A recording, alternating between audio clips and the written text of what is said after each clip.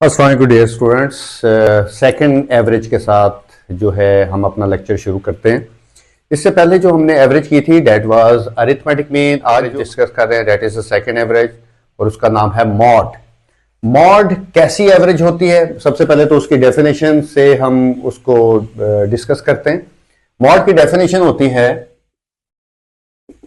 The most frequent value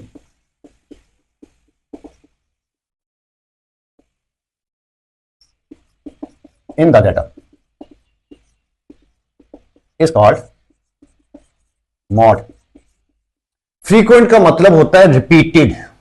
ये जो frequent word है इसका मतलब होता है रिपीटेड।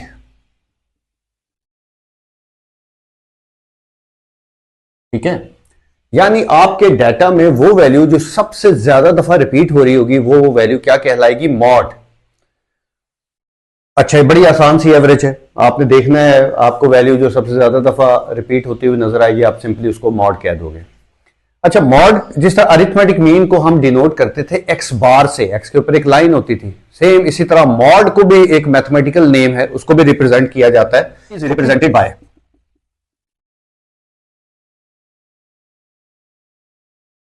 एक्स के ऊपर एक कैप लगा दें या हैट लगा दें, इसको मॉड से डिनोट किया जाता है मैथमेटिकली। ठीक हो गया बच्चों?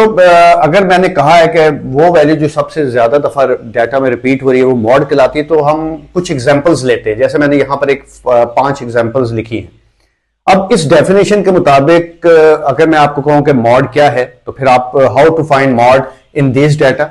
अब जैसे मिसाल के तौर पर ये पहला डाटा है, अगर मैं कहूं कि इसमें मॉड क्या है, तो इस डेफिनेशन के मुताबिक भाई मुझे कहना है कि मॉड 2 है। मॉड क्या है? 2 क्यों है मॉड? क्योंकि 2 जो है वो ज्यादा दफा रिपीट हो रही है। 2 जो है वो इस डाटा में ज्यादा दफा रिपीट हो रही है, इस वजह से ये यहां पर मॉड क्या है? 2 है। अच्छा, अब नेक्स्ट चीज इधर आ जाते हैं सेकंड एग्जांपल में। इसमें अगर मैं मॉड कहूं तो आप कहोगे भाई इधर एक तो 3 है वो ज्यादा दफा रिपीट हो रहा है और दूसरा 2 ज्यादा दफा रिपीट हो रहा है, तो आप कहोगे भाई मॉड एक तो 2 है और एक 3 है। ठीक हो गया। इस तरफ आते हैं तीसरे जो हमारी एग्जांपल है, इसमें अगर मैं कहूं कि मॉड क्या है, तो आप लोग ज्यादातर बच्चे गलती ये करते हैं, वो कहते हैं 1 भी है, 2 भी है, 3 भी है। तो हालांकि ऐसी बात नहीं है, यहां पर मॉड है ही नहीं, नो मॉड है ही नहीं है।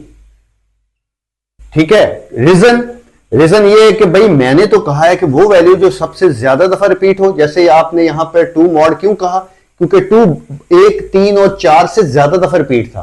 आपने 2 एंड 3 को मॉड क्यों कहा? क्योंकि 2 एंड 3 रिपीट था मोर देन 1 एंड 4 से। यहां पे तो हर वैल्यू इक्वल टाइम है, 2 टाइम है, कोई वैल्यू ज्यादा दफा रिपीट है नहीं, तो इसलिए नो मॉड। यहां पे कोई वैल्यू ज्यादा दफा रिपीट है नहीं रिपीट, तो आपको कहना है नो मॉड। बात बच्चे लिखते हैं मॉड 0, हालांकि वो भी गलत है। 0 इज ऑल्सो अ नंबर, तो अगर 0 लिख दिया तो उसका मतलब कोई 0 नंबर है जो ज्यादा दफा रिपीट है, इसलिए 0 भी नहीं लिख सकते, आपको सिंपली लिखना है नो मॉड। अच्छा जी, ये वाला एग्जांपल इसमें सीधा सीधा आपको नजर आ रहा है, जो M है, M for male, F for female, तो जो मेल है दैट इज मॉड। अच्छा, ये जो एग्जांपल्स हैं ये आपको कुछ मैसेजेस भी दे रही हैं मॉड के हवाले से। ये मॉड जो है एक यूनिक जो है वो एवरेज है, आपको मैसेजेस दे रही है, वो यूनिकनेस या वो क्वालिटीज, वो कैरेक्टरिस्टिक्स जो बाकी एवरेजेस में नहीं है। क्या है वो? भाई ये वाहिद ऐसी एवरेज है जिसके एक से ज्यादा आंसर होते हैं। आपको 3 बातें बताऊंगा। ये वाहिद ऐसी एवरेज है, फर्स्ट वाली बात, ये वाहिद ऐसी एवरेज जिसके आंसर मोर देन 1 होते हैं। इसकी मिसाल एग्जांपल नंबर 2 है। आप अरिथमेटिक मीन फार्मूला लिखो, एक आंसर आएगा, मीडियन, GM, HM, एक ही आंसर। इसके मोर देन 1 आंसर होते हैं। 2 मॉड हो उसको कहते हैं बाई मॉड, 3 हो ट्राई, इससे भी ज्यादा मल्टी मॉडल डाटा होता है वो। सेकंड बात, ये वाहिद ऐसी एवरेज है जिसमें डाटा में ये एवरेज हो सकता है हो ही ना, एब्सेंट हो। इसकी मिसाल तीसरी और चौथी नंबर एग्जांपल है।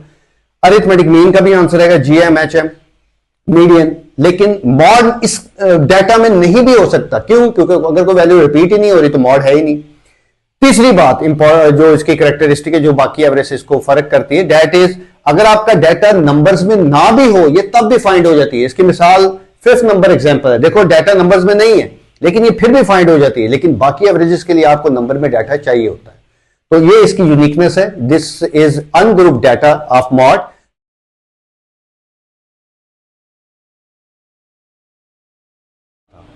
आज हम बात करेंगे मॉड में फ्रीक्वेंसी डिस्ट्रीब्यूशन की। ये फ्रीक्वेंसी डिस्ट्रीब्यूशन क्या होता है? सबसे पहले तो मैं डाटा लिखता हूं, फिर मैं आपको एक्सप्लेन करता हूं कि ये फ्रीक्वेंसी डिस्ट्रीब्यूशन क्या होता है। बच्चों, हमें दो कॉलम दे दिए गए हैं। पहले ये दूसरे लेक्चर में मैंने आपको बताया था ना कि दो कॉलम हो तो पहला कॉलम एक्स, दूसरा कॉलम एफ होता है, फ्रीक्वेंसी तादाद। मिसाल के तौर पर मैं कह रहा हूं कि जी मेरे पास कुछ वैल्यूज दी हुई हैं और इसके सामने फ्रीक्वेंसीज हैं ये, और आपको फाइंड करना है मॉड। ठीक है, तो मॉड मालूम करने के लिए फ्रीक्वेंसी डिस्ट्रीब्यूशन में बड़ा इजी मेथड है, कोई मसला नहीं है। सबसे पहले तो मैं आपको ये बताऊं, आपको याद होगा कि मैंने एक वीडियो में ये बताया था कि भाई अनग्रुप से ग्रुप कैसे बनता है। मतलब उसमें मैंने ये चीज समझाई थी कि इसको हम ऐसे पढ़ते हैं कि 10 वैल्यूज हैं वो 3 टाइम है, 15 वैल्यूज हैं वो 4 टाइम है, 17 वैल्यूज 18 टाइम है, 18 वैल्यूज 12 टाइम लिखी हुई है, 18 18 18 18 12। इसी तरह 22 10 टाइम है। तो इसका मतलब ये है कि ये टोटल वैल्यूज कितनी हो गई? 30, 40, 44 और 47। मतलब ये कहने का कि हमारे पास 47 वैल्यूज हैं। हमने 47 वैल्यूज को समराइज किया और समराइज करके हमने उसको टेबुलर फॉर्म में ऐसे लिख दिया। इसको कहते हैं फ्रीक्वेंसी डिस्ट्रीब्यूशन। एंड देन अगर हमने इसमें मॉड मालूम करना है, पहले मैं उसको उससे कनेक्ट करता हूं कि अगर फर्स्ट करो ये 47 वैल्यूज लिखी होती और आपको मॉड कहते तो प्रीवियस लेक्चर से आपने ये सीखा है कि भाई वो वैल्यू जो सबसे ज्यादा दफा आई वो मॉड होती, बिल्कुल यही होती। अब यहां भी तो वही बात है, हम देखते हैं भाई 18 टाइम्स 17 जो है वो लिखा हुआ है, सबसे ज्यादा दफा कौन सी वैल्यू लिखी हुई है? 17। कितनी दफा? 18 टाइम्स। इसका मतलब ये है कि भाई मॉड फिर क्या हो गया? मॉड हो गया 17। क्लियर? और दूसरे लफ्जों में हम स्टूडेंट्स को इस तरह समझाते हैं, भाई जब फ्रीक्वेंसी डिस्ट्रीब्यूशन दे दी जाए तो आप भाई फ्रीक्वेंसी के कॉलम में देखो, जहां पर आपको सबसे बड़ी फ्रीक्वेंसी नजर आती है उसके करस्पॉन्ड एफ की value will be your mod. सबसे बड़ी फ्रीक्वेंसी के सामने आपने एक्स की वैल्यू को मॉड कहना है। तो दैट्स इट, ये मॉड है फॉर फ्रीक्वेंसी डिस्ट्रीब्यूशन।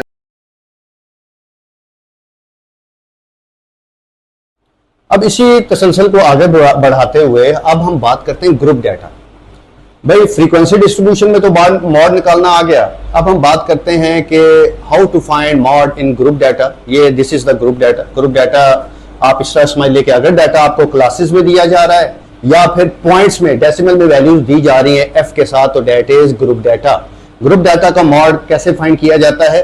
उसके लिए बच्चों सबसे पहले तो आपको एक कॉलम चाहिए होता है जिसका नाम होता है क्लास बाउंड्री, जिसका नाम होता है class boundary, CB। CB abbreviation है क्लास बाउंड्री का। अब क्लास बाउंड्री बनाते कैसे हैं? क्लास बाउंड्री का तरीकाकार ये होता है कि ये जो वैल्यूज देख रहे हो दोनों, आपने नीचे वाली वैल्यू में से ऊपर वाली वैल्यू को करना है माइनस। मैं इधर कर रहा हूं, ये देखें 4 में से 3 को किया माइनस, और माइनस करने के बाद उसको हमेशा ही 2 पर डिवाइड कर देना है। तो ये 4 में से 3 गया तो 1, 1 को 2 पे डिवाइड किया तो 0.5। इस 0.5 को आपने पहली वाली तमाम वैल्यूज में किया करना है माइनस और दूसरे वाली सब वैल्यूज में किया करना है प्लस। तो 1 माइनस 0.5 दैट इज 0.5, 3 प्लस 0.5 तो दैट इज 3.5। ये कंटिन्यू रखें, पहली से माइनस दूसरी में प्लस, पहली से माइनस दूसरी में प्लस। 4 में से 0.5 माइनस किया तो 3.5, 6 में ऐड किया तो 6.5, 7 में माइनस किया तो 6.5, 9 में ऐड किया तो 9.5, 10 में माइनस किया तो 9.5, 12 में प्लस किया तो 12.5, 13 में माइनस किया तो 12.5 एंड 15 में ऐड किया तो 15.5। लो बच्चों, ये this is called class boundary. Class boundary की पहचान क्या है? अगर बाज दफा आपको क्लास बाउंड्री बनी बनाई भी दे दी जाती है, पहचान क्या है? देखो बच्चों, ये वैल्यू सेम है, सेम है ना, यहां पे वैल्यू डिफरेंट है। तो क्लासेस और क्लास बाउंड्री में फर्क ये है कि भाई क्लास बाउंड्री की एक क्लास जहां पे खत्म होती है, एग्जैक्टली उसी वैल्यू से अगली क्लास ने स्टार्ट होना होता है। इसलिए ये वैल्यू सेम होने का मतलब होता है क्लास बाउंड्री है। ये बाज दफा डाटा में ऑलरेडी गिवन होती है, बाज दफा नहीं होती, तो फिर ऐसे बनाना है जैसे अभी मैंने बनाया। बच्चों ये एक कॉलम हमें जरूरत होती है मॉड में। अब हम बात करते हैं इसके फार्मूले की कि भाई मॉड का एक्चुअल फार्मूला क्या होता है। मॉड का ग्रुप डाटा का फार्मूला होता है L plus FM minus F1 over 2FM minus F1 minus F2 और मल्टीप्लाई बाय H। ठीक है, ये मॉड का फार्मूला है। देखो इससे पहले हमने अनग्रुप डाटा और फ्रीक्वेंसी डिस्ट्रीब्यूशन किया, उसमें कोई फार्मूला नहीं था मॉड का। ग्रुप डाटा में फार्मूला है, ठीक है, और बड़ा इजी से है। सबसे पहले तो ये फार्मूला याद कर लो, उसके बाद निकालना कोई ज्यादा प्रॉब्लम नहीं है। बच्चों यहां पर जो L है ना, L कहलाता है lower class boundary, lower class boundary of model class या मॉड क्लास। अब इसका क्या मतलब है ये समझाता हूं आपको। FM क्या होता है, maximum frequency of mod class, of maximum frequency, sorry बस मैक्सिमम फ्रीक्वेंसी इसका मैं बताता हूं। अबव फ्रीक्वेंसी ऑफ FM और F2 below frequency of FM और H आपको कंसेप्ट पता है कि इंटरवल होता है x की दूसरी वैल्यू में से x की पहली वैल्यू माइनस, या फिर इसका एक और भी तरीके से आप निकाल सकते हो, अपर क्लास बाउंड्री में से लोअर क्लास बाउंड्री को माइनस करें तब भी आ जाता है H। ठीक है, ये दोनों फार्मूले होते हैं। ले बच्चों, इस सारी डेफिनेशंस के बाद अब मैं उस फार्मूले में वैल्यूज पुट कर रहा हूं।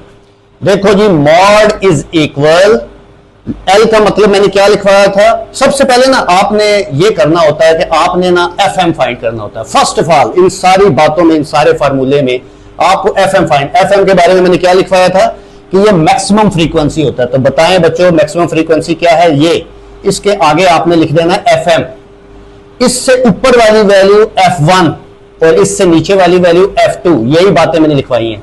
अबव फ्रीक्वेंसी ऑफ FM और बिलो फ्रीक्वेंसी ऑफ FM, ये F2 भी हो गया।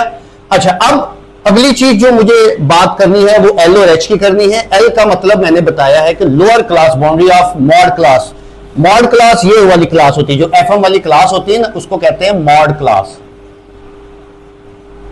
इस क्लास में कौन सी वैल्यू को L करना है, लोअर। ये देखो इसमें दो क्लास बाउंड्री की दो वैल्यू है, एक 6.5 और एक 9.5। इसको कहते हैं लोअर क्लास बाउंड्री, इसको कहते हैं अपर क्लास बाउंड्री। आपने कौन सी लेनी है, लोअर। तो लोअर वैल्यू फिर क्या होगी 6.5। L की वैल्यू भी मिल गई। अब यहां पर मैं लिख रहा हूं FM कितना है, FM 10 है, F1 कितना है 6 है, F2 कितना है 8 है, L कितना है, L 6.5 आपने बताया। And what is H, H के बारे में अब यहां पर चूंकि X तो है नहीं तो X में वो H ले आता, तो दूसरे तरीके से भी तो हम फाइंड करते हैं H कि अपर क्लास बाउंड्री में से लोअर क्लास बाउंड्री माइनस, ये लो अपर क्लास बाउंड्री 9.5 और उसमें से लोअर क्लास बाउंड्री जो कि 6.5, इसको माइनस किया तो H की वैल्यू क्या आ गई 3। H की वैल्यू क्या आ गई 3, तो H की वैल्यू भी मिल गई। अब मैं उस फार्मूले में वैल्यूज को फिल करता हूं। ले जी, X mod lower class boundary यहां से देख के लिख रहा हूं 6.5 प्लस FM की वैल्यू 10 माइनस 6 2FM।